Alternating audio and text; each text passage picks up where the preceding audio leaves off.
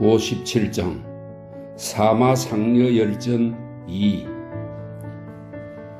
새는 하늘에 있는데 덤불만 살핀다. 당몽은 이미 야랑을 공략하여 통하게 하고 이 틈을 타서 서남이와 길을 열려고 파군과 촉군과 광안의 군사를 징발하였는데 노역자가 수만 명이었다. 길을 닦은 지 2년이 지나도록 길은 완성되지 않고 사졸 대다수가 죽고 그만금의 경비가 들었다. 총나라 백성과 한나라의 일을 하는 신하들 중에는 그 일이 불리하다고 말하는 이가 많았다.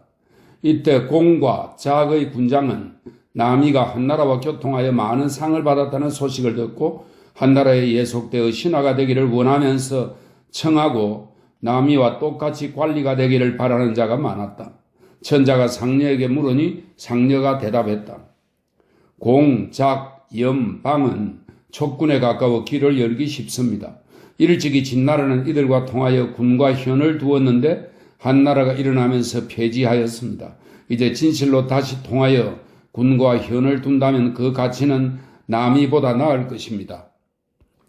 천자는 옳다고 생각하여 상녀를 중랑장으로 임명하고 사자의 부제를 세워 사신으로 가게 했다. 부사 왕년우와 호충국과 여월인이 사두마차에 전말을 달려 파군과 촉군의 관리를 통해 폐물을 서희에게 뇌물로 주었다. 촉군에 이르자 촉군 태수와 아래 관리들이 모두 교회까지 나와 맞이하고 현령은 몸소 활과 화살을 쥐고 앞에서 길을 안내했다. 이처럼 촉군 사람들은 상녀를 맞이하는 것을 영광으로 여겼다. 이에 타광손과 임공연의 모든 부로가 저마다 상녀의 문화를 통하여 소와 술을 바쳐 환심을 사려고 하였다. 타광손은 좀 더 일찍 사마장경에게 딸을 시집 보내지 못한 것을 안타까워하고 탄식하며 재물을 많이 나누어 주어 아들과 공평하게 했다. 사마장경은 곧바로 서희를 평정하니 공, 작, 염, 방, 사유의 군장은 모두 와서 신하가 되기를 청하였다. 변경의 관소를 없애고 변관을 더욱더 넓혔다. 서쪽으로는 말수와 약수를, 남쪽으로는 장가강을 변방의 경계로 만들고 영관의 길을 통하게 하였으며 손수의 다리를 놓아 공도와 통하게 하였다. 돌아와 천자에게 보고하니 천자가 크게 기뻐하였다. 상녀가 사자로 갔을 때 촉군 장로는 대부분 서남이와 교통해도 소용없을 것이라고 말했으며 게다가 대신들도 그렇다고 하였다. 상녀는 천자에게 가나려고 하였으나 이미 계획이 서 있으므로 감히 진언하지 않았다. 그는 글을 지어 촉군 부로의 말을 빌려 상대방을 힐난함으로써 천자를 풍간하였다. 또 이어 그가 사신으로 온 목적을 말하여 백성이 천자의 뜻을 알도록 하였다. 그 글은 다음과 같다. 한나라가 일어난 지 78년 융성한 언덕이 6대까지 전해졌고 위문은 성대하고 언덕은 깊고 넓었으며 모든 백성을 촉촉이 적셔 주어 먼 곳까지 차서 넘쳐 흘렀다. 그래서 사자를 서쪽으로 보내 물의 흐름을 막으니 바람이 불어오면 초목 가운데 쓰러지지 않는 것이 없는 것처럼 되었다. 그리하여 옆나라를 조정으로 들어오게 하고 방나라를 복종시켰으며 장나라를 평정하고 공의 백성을 어루만지며 사유를 공략하고 포만을 점령했다. 그 뒤 수레를 돌려 돌아와서 동쪽을 향하여 천자에게 보고하려 하여 촉의 수도에 이르렀다. 기로와 대부와 그 지역의 유력 인사 27명이 엄숙한 태도로 찾아왔다. 인사를 마치자 그들은 나이가 나아가 말했다. 대체로 듣건대 천자는 이적을 말꽃비를 쬐었다 풀었다 하듯 의로서 그 관계를 유지한다고 합니다. 이제 새 군의 군사를 피로하게 하면서 야랑으로 가는 길을 열려고 한 지 3년이 되었습니다만 사업은 완성하지 않고 사졸들은 피곤하고 모든 백성의 생계는 풍족하지 않은데 지금 또 이어 서희와 교통하려고 하니 백성은 힘이 다하여 일을 마칠 수 없을까 두려워합니다. 이것은 사자의 허물이며 우리는 은근히 당신을 위하여 걱정하고 있습니다. 또 저 공작 서북이 중원과 나란히 한 지는 여러 해가 많이 지나 그 역사를 다 기록할 수 없습니다. 중원의 어진 자는 덕으로 그들을 따르게 하지 못하였고 강한 자는 무력으로 그들을 병합하지 못하였으니 생각해보면 그것은 거의 불가능한 일입니다. 지금 제 나라 백성의 재물을 쪼개어 이적에게 가져다 주고 당신이 의지하려는 바 백성을 해치면서까지 쓸모없는 사람들을 받들려고 하니 비루한 이 사람은 고루하여 당신이 하려는 뜻을 모르겠습니다. 사자가 말했다. 어찌 이렇게 말씀하실 수 있습니까? 반드시 여러분의 말과 같다면 촉당 사람들은 만이의 옷을 바꾸지 않았을 것이며 파땅 사람들의 풍속도 중원 풍속으로 바뀌지 않았을 것입니다. 나 같은 사람도 이러한 말을 듣기는 싫습니다. 더욱이 이 일은 중대하여 본시 밖에서 보는 자가 볼 수 있는 것이 아닙니다. 나는 급히 돌아가 보고해야 하므로 상세하게 말씀드릴 수는 없으나 이제 대부들을 위하여 그 대략을 거칠게나마 말씀드리겠습니다. 대체로 세상에는 반드시 비범한 인물이 있고 난 다음에 비범한 일이 있게 되고 비범한 일이 있고 난 다음에 비범한 공적이 있게 됩니다. 비범함이란 본래 평범한 것과는 다릅니다. 그러므로 보통 사람들은 비범한 일의 시초를 알기 어렵고 두려워한다고 합니다. 그렇지만 그것이 성공하면 천하가 편안해집니다. 옛날 홍수로 인하여 넘쳐나자 백성은 짐을 꾸려서 높은 곳과 낮은 곳을 오르내리면서 이사를 다녔는데 길이 구불구불하여 평안하지 못하였습니다. 하후 씨가 이것을 걱정하여 곧 홍수를 다스려 강을 트고 물길을 소통시켜 물이 깊이 차는 곳을 분산시킴으로써 재해를 줄였으며 물의 흐름을 동쪽으로 돌려 바다로 모이게 하니 천하가 영원히 편안해졌습니다. 당시 어찌 백성만 수고로웠겠습니까? 하후 씨는 마음으로는 번민하고 걱정했지만 몸소 노동하였으므로 몸이 말라 살집이 없어지고 피부에는 털도 자라지 않았습니다. 그러므로 그의 아름다운 공직은 끝없이 드러나고 그 명성이 오늘날까지 전해지고 있습니다. 또한 어진군주가 즉위하면 어찌 자질구레한 일을 처리하며 문자에 얼매이고 습속에 매이고 구습을 따라하며 그 시대의 의견 듣기만을 좋아하겠습니까? 틀림없이 숭고하고 원대한 논의를 생각하고 사업을 열어 법통을 세워 만세의 모범이 되려고 할 것입니다. 그러므로 모든 나라를 포용하고 사방의 이적을 끌어안는 일에 힘써 대업을 천지와 나란히 하려고 합니다. 하물며 시에서 넓은 하늘 아래 왕의 땅 아닌 곳 없고 온 땅에 왕의 신하 아닌 자 없다라고 하지 않았습니까? 이것은 육합의 안과 팔방 밖까지 물이 스며들어 넘쳐 흐르는 것과 같아 생명을 가진 생물 중에 군자의 은택으로 윤택하지 않은 자가 있다면 어진군주는 그것을 부끄럽게 여길 것입니다. 이제 경계안의 땅에서 의관을 갖춘 무리는 모두 아름다운 복을 입어 한 사람도 빠진 자가 없습니다. 그러나 이 지역은 풍속을 달리하는 나라인데다가 멀리 떨어져 있으며 이민족의 땅이라서 배와 수레도 통하지 않고 인접도 드물며 정치와 교화가 아직 미치지 않고 천자의 덕화도 미미합니다. 이들은 안으로 들어와서는 변경해서 의를 범하고 예를 침범하며 밖으로 나가서는 제멋대로 간사한 행동을 하여 그들의 군주를 내쫓고 죽였습니다. 군주와 신하의 위치를 바꾸어 놓고 높은 자와 낮은 자가 차례를 잃게 하고 아버지와 형은 죄 없이 형벌을 받고 어린이와 고아는 종이 되어 매인 채 울게 하였습니다. 그리고 중원을 원망하여 이렇게 말했습니다. 대체로 듣건대 중원에는 아주 어진이가 있어서 덕이 성대하고 은택이 널리 퍼져 만물 가운데 제자리를 얻지 못한 것이 없다고 하는데 이제 어찌 우리만 버려 두었는가? 그들은 가뭄의 비를 기다리듯 발 뒤꿈치를 들고 사모하고 있다고 합니다. 포악한 자도 여기에 감동을 받아 눈물을 흘리는데 하물며 황상의 성스러움으로 어찌 그대로 둘 수 있겠습니까? 그러므로 북쪽으로 군대를 출동시켜 강한 오랑캐를 토벌하고 남쪽으로 사자를 보내 강한 월나라를 문책한 것입니다. 그러자 사방이 덕에 감화되고 물고기가 물의 흐름을 따르듯 우러러보며 작호를 받기 원하는 서의와 남이의 군주가 헤아릴 수 없을 정도입니다.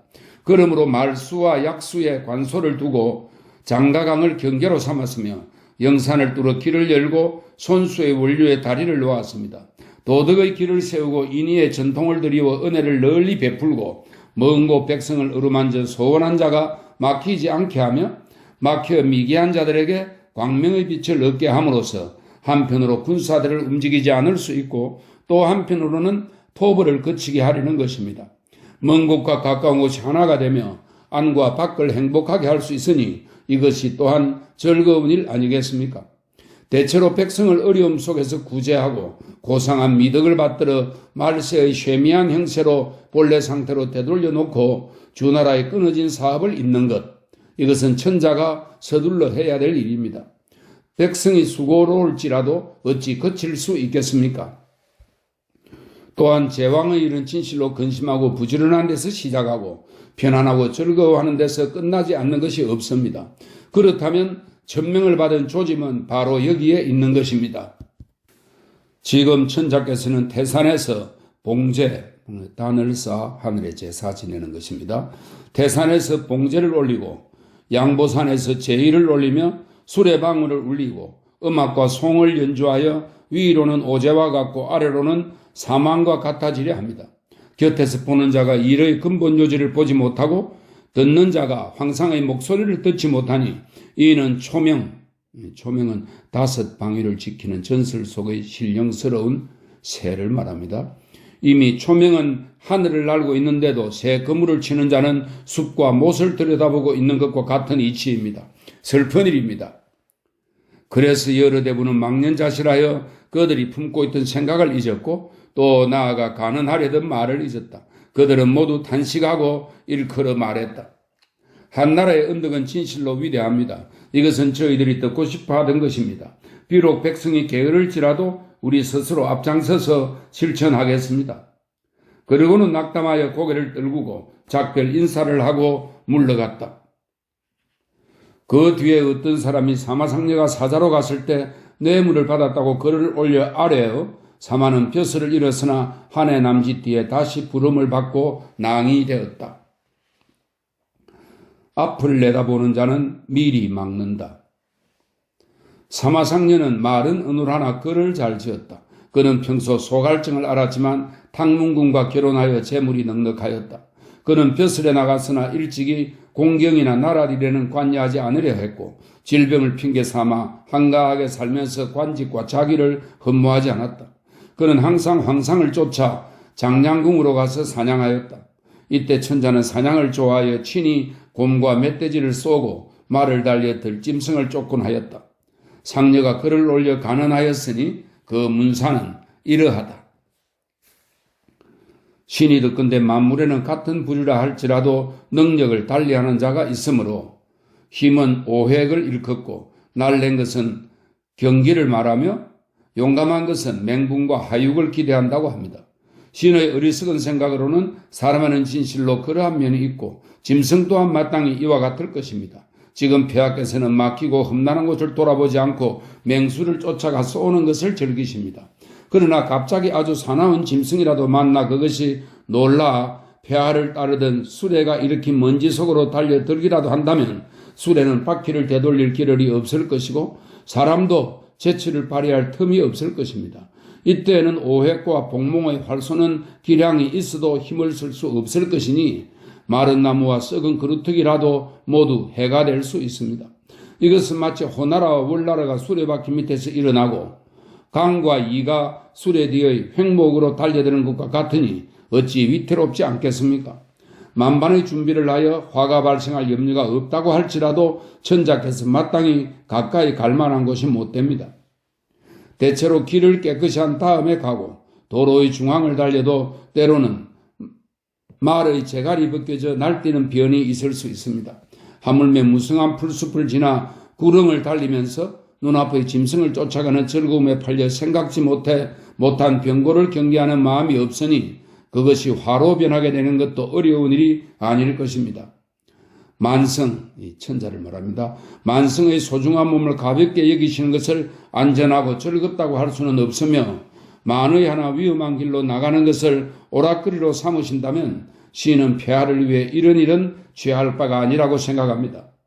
대개 밝은 자는 일이 싹도 트기 전에 미리 알고 지혜로운 자는 위험이 나타나기 전에 피합니다.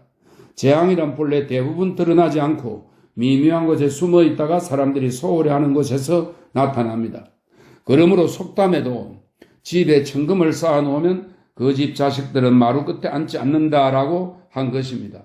이 말은 하찮은 듯하나 그것으로서 큰 것을 비유할 수 있습니다. 시인은 폐하께서 이 점에 유의하시어 신의 마음을 살펴주시기를 바랍니다. 황상은 잘 썼다고 생각하였다. 찾는 이 없는 진나라 이세 황제의 무덤. 돌아오는 길에 의춘궁을 지나면서 상년은 불을 지어 진나라 이세 황제의 과실을 설파하였다. 그 문사는 이러하다.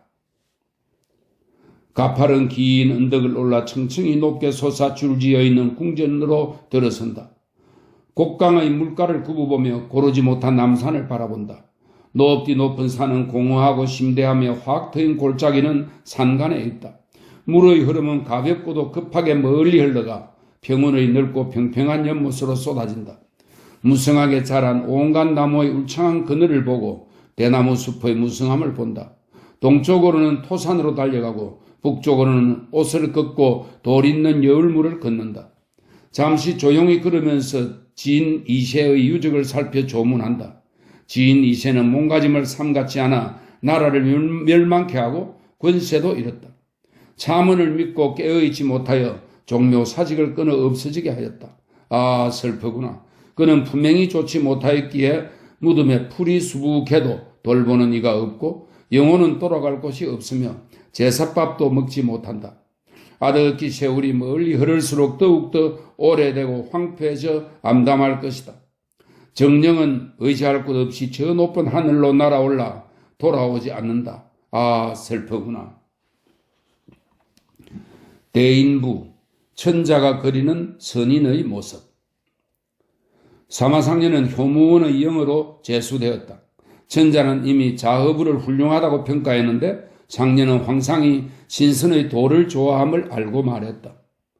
상님의 일은 아름답다고 하기에 부족합니다. 이보다 더 아름다운 것이 있습니다. 신은 일찍이 대인부를 지으려 했으나 아직 완성하지 못하였으니 청컨대 완성하여 바치겠습니다. 사마상년은 열선 전에는 선인들이 상과 못 사이에 살고 그 모습이 너무 화려하게 그려져 있어 이것은 제왕이 그리는 선인의 모습이 아니라 여기고 드디어 대인부를 지었다. 그 문사는 이러하다. 세상의 대인은 성인이 제위하는 것을 대인이라는데 여기서는 천자를 비유하고 있습니다. 세상에 대인이 있어 중주에 살았다. 이 중주는 중국을 말합니다. 그는 저택이 만리에 가득 찼건만 일찍이 잠시나마 머무를 만하다고 여기지 않았다. 세속이 각박하고 비좁은 것을 비탄해하며 가볍게 날아가 머나먼 곳에서 논이렀다. 붉은색 깃발과 흰 무지개를 타고 올라가고 구름 기운을 싣고 위로 떠 올라갔다. 황백의 긴 장대를 세우고 빛나는 깃털을 매달았으며 깃발 끝은 오색 빛깔을 너리뜨려 꾸미고 혜성을 끌어당겨 깃발의 드리운 깃털로 삼았다. 깃발은 바람을 따라 높이 나부끼고 아름다운 자태로 흔들린다. 창을 따다가 깃발로 삼고 깃발 장대 위에 둥그런 무지개를 길게 엮어 돌을 삼는다. 하늘에는 붉은 빛이 아득히 멀리 퍼지나 암담하여 빛도 없고 바람처럼 솟아오르고 구름처럼 떠오른다. 웅룡, 날개 달린 용입니다. 웅룡 모양의 수레를 타고 정룡과 청룡을 부마로 삼으니 오르내리는 것이 기운차다. 목을 꼿꼿이 세우고 달리고 굽혔다가 우뚝 일어나 뛰는가 하면 꽈리를 털곤 한다. 머리를 끄덕끄덕 흔들더니 목덜미를 길게 빼고 앞으로 나아가기도 하고 때로는 머리를 들어 나아가지 않기도 한다. 때로는 방자하고 자유로우며 머리를 치켜드는 것이 가지런하지 않고 재빨리 앞으로 나아갔다가는 뒤로 물러서며 눈을 움직이고 혀를 내민다. 쭉 위로 날아올라 좌우로 서로 따르고 여러 번 머리를 흔들며 달려서 서로 의지하여 뒤엉키고 이끌며 부른다. 땅을 밟고 내려섰는가 하면 훌쩍 날아오르고 날아올라서는 미친 듯이 달리고 나란히 날아가 서로 쫓곤 한다. 번개처럼 빠르고 갑자기 맑아지며 안개처럼 사라지고 구름처럼 흩어진다. 비스듬히 동극을 건너 북극에 오르니 신선들과 서로 교유한다. 진인이 서로 만나, 진인은 신선을 말합니다. 진인이 서로 만나 오른쪽으로 돌았다가 옆으로 비천을 건너 오르니 정동으로 간다. 여러 신선을 불러 뽑아 정하고 요강에서 여러 신선을 배치한다. 오제를 길잡이로 삼고 태일을 제자리로 돌려보내며 능량을 시종으로 따르게 하고 현명을 왼쪽에 함뇌를 오른쪽에 육리를 앞에 율황을 뒤에 있게 한다. 선인 정백교를 부리고 선문에게 일을 부린다. 기백에게 명하여 의방을 맡기고 추경에게 경호하도록 하여 나아가는 사람을 멈추게 하고 악기를 맑게 한 뒤에 나아간다. 나는 술의 만성을 모아 오색구름을 술의 덮개로 삼고 화려한 깃발을 바로 세운다. 구망에게 시종들을 인솔하게 하여 남쪽으로 가서 즐기려고 한다. 성산에서 당뇨를 찾아보고 그 위로 우순을 찾아간다. 술의 행렬이 어지럽게 뒤섞이고 겹치고 서로 교차하여 이어져 나란히 달려가려고 하는데 서로 부딪혀 시끄러운 소리로 가득 차 앞으로 나아갈 수 없더니 이제야 물이 아래로 흐르는 것처럼 행렬이 움직인다. 잇따라 모여드는 것이 마치 모아놓은 듯하고 넓게 퍼져 흩어지는 것은 또한 광막벽에 섞여 있는 듯하다. 우레소리는 우르르 쾅쾅하며 뇌실로 들어가고 귀곡은 울퉁불퉁한 곳을 빠져나온다. 팔경을 두루보고 사왕을 본 뒤에 떠나 구강을 건너고 오하를 넘어 염화산을 지나 약수에 배를 띄워 지나가고 작은 줄을 건넌다. 사막을 건너 총령산에서 쉬며 물장난을 친다. 여호와에게 비파를 타게 하고 풍이에게 춤추게 한다.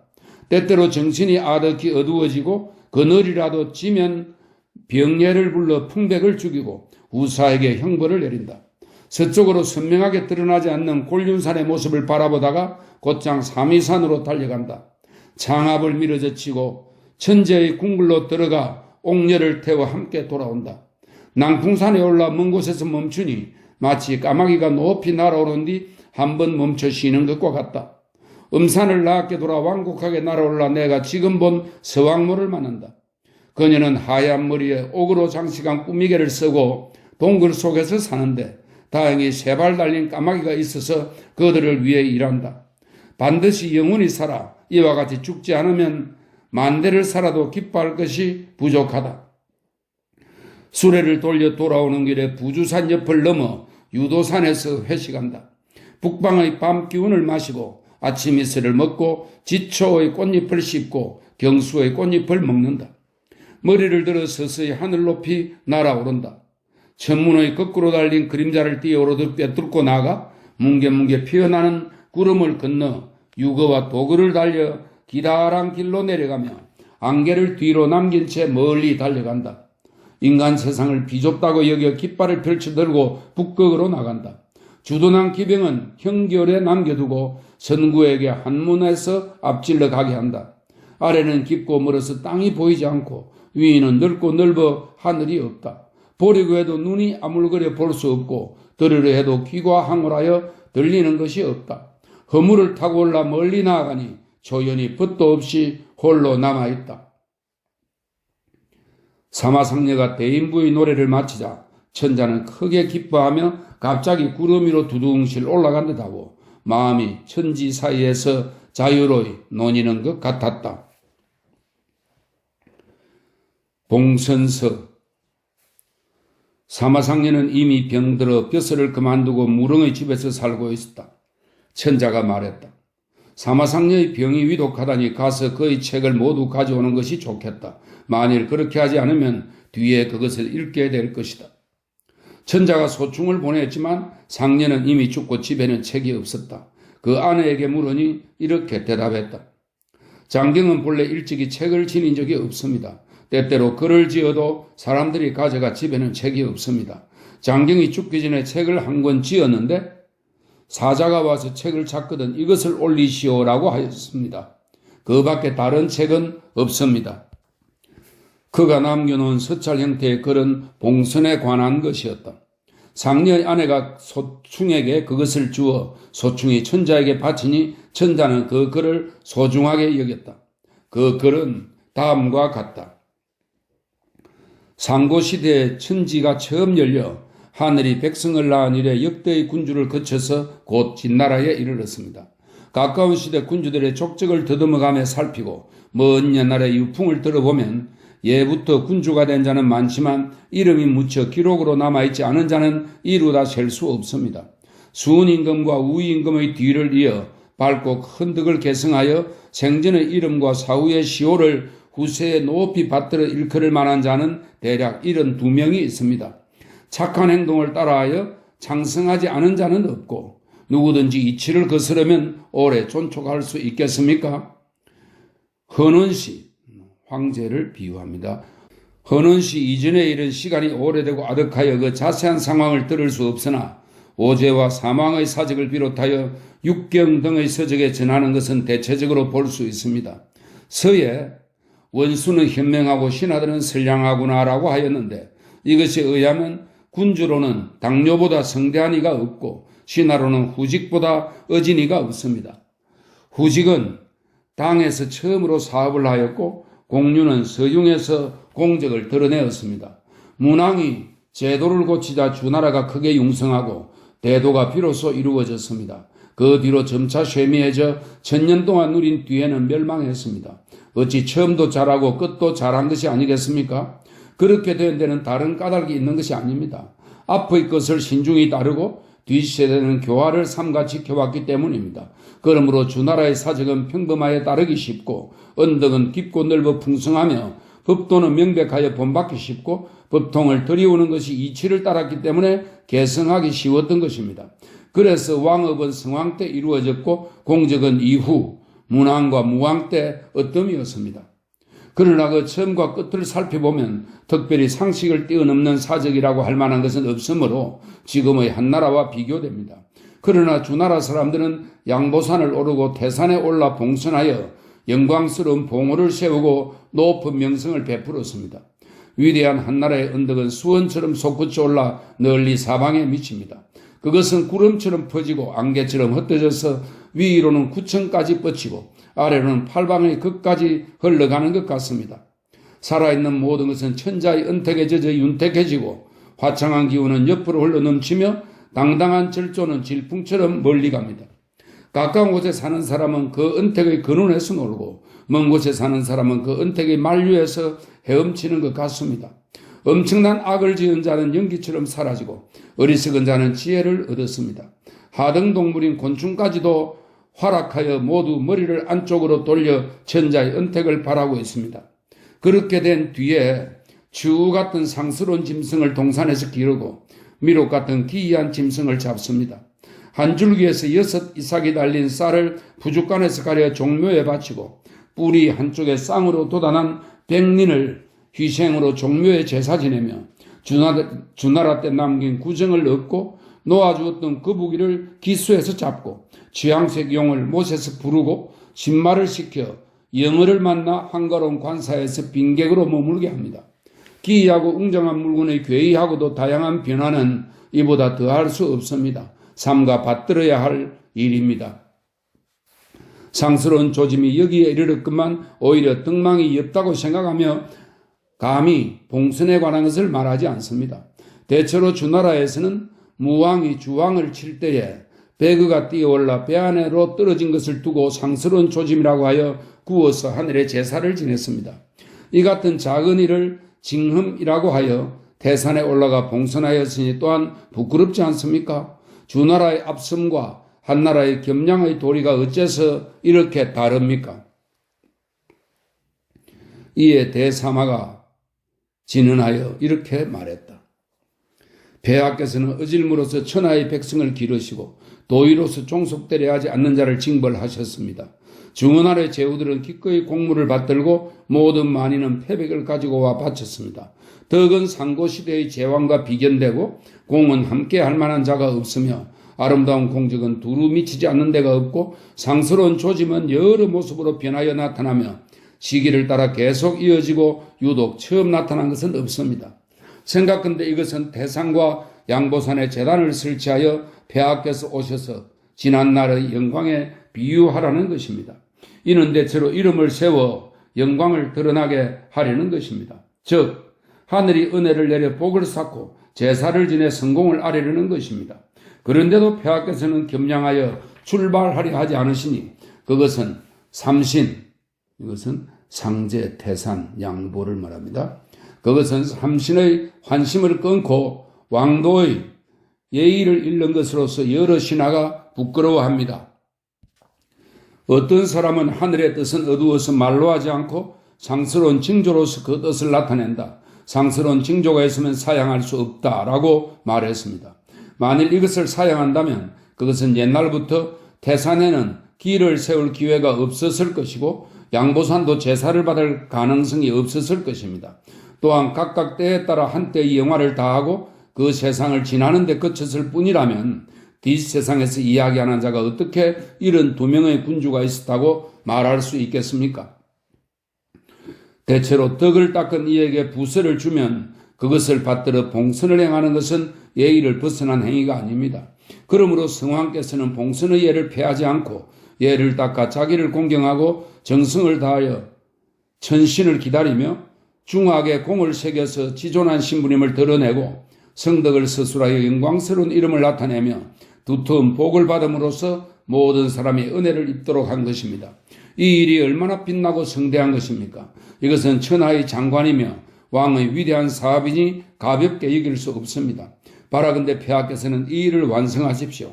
그렇게 한 뒤에 유학자들의 학술과 책략을 빌려서 1월의 찬란한 빛을 우러르는 것처럼 그것으로서 관직을 지키고 일을 처리하게 하며 아울러 그 의를 바르게 처리하도록 하고 그 글을 교감하여 춘추 같은 경서를 짓게 하십시오.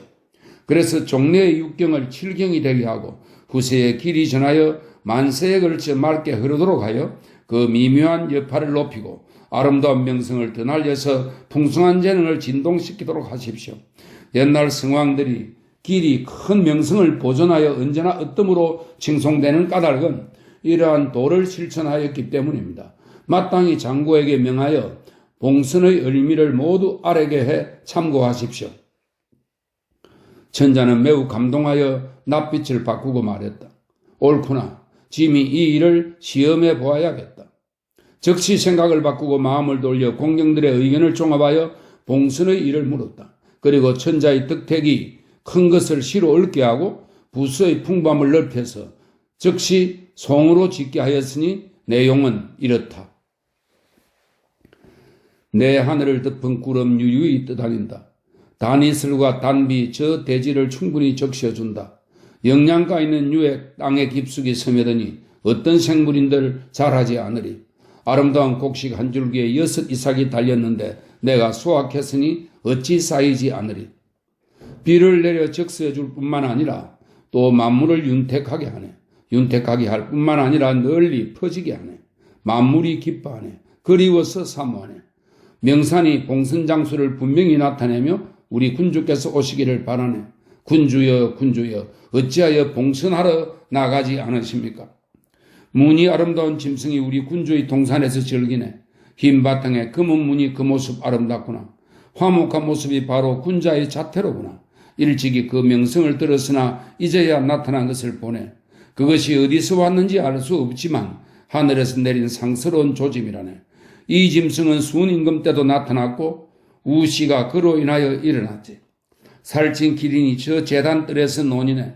10월 한겨울에 우리 군주가 교사를 지낼 때 저 기린 우리 군주의 수리 앞으로 달려와 우리 군주 그것으로 제사를 지냈네. 3대 이전에는 일찍이 이러한 상스러운 조짐 없었네. 굽혔다 펴었다 하는 황룡이 지극한 덕에 감동하여 날아오르니 그 채색이 찬란하게 빛나고 휘황찬란하네. 진정한 용의 모습을 보여 목매한 백성을 깨우쳐 주었네. 고스에도 육룡을 타고 하늘에 오른다고 하였네. 용은 천명을 받은 자가 타는 것이고 천명은 조짐으로서만 받을 뿐 말하지 않고 사물에 기탁하여 태산에 봉선할 것을 군주에게 알려주네. 육경을 펼쳐보니 하늘과 사람이 서로 합치되고 위와 아래가 서로 상스러움을 나타내며 성스러운 천자의 등망을 찬양하는데도 성스러운 천자는 언제나 자신의 부득함을 두려워하고 삼가네. 그러므로 일어날 때는 반드시 쇠락할 것을 염려하고 편안할 때는 반드시 위태롭게 될 때를 생각하라라고 말하였지.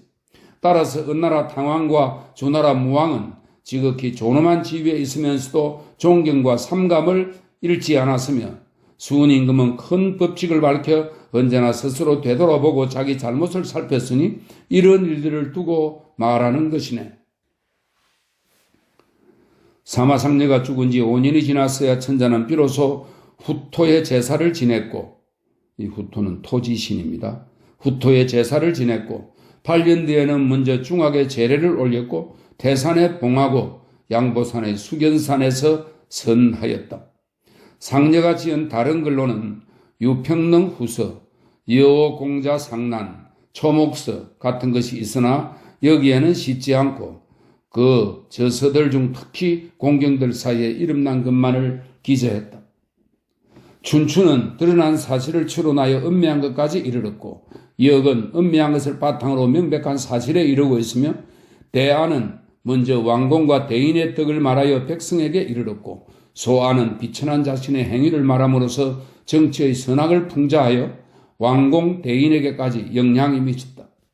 그러므로 춘추, 역, 대아, 소아에서 말하는 것은 겉으로는 서로 다르지만 그것이 모두 덕에 합치된다는 점에서는 같다. 상녀의 글에는 공허한 문사와 함부라는 말이 많으나 그 주된 뜻은 절약과 검소함으로 귀결된다. 이것이 시에서 말하는 풍광과 무슨 차이가 있겠는가? 양웅은 사치스럽고 화려한 상녀의 부는 100가지를 칭찬하고 한 가지를 풍요하였는데 마치 정나라와 위나라의 음란한 음악으로 치닫다가 끝에 아악을 연주하는 것과 같으니 본래 취지를 훼손시킨 것이 아닐까라고 말했다. 나는 그의 말 중에서 논의할 만한 가치가 있는 것만을 취해 이 편을 지었다.